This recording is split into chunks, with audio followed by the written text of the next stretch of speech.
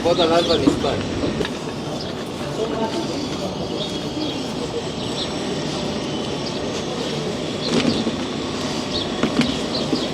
אנחנו כמדי ערב פסח מפנים את הפתקים ומביאים אותם לגניזה בהר הזיתים. השנה הקדמנו קצת כדי לנצל את הזמן שהכותל לצערנו הגדול ברחבה בחוץ ריק ומתפללים, כדי שנוכל לעשות את זה בצורה יותר מיטבית. כמובן שאנחנו מתפללים לכל אלה ששמו את הפתקים, שהקדוש ברוך הוא ישמע את תפילתם,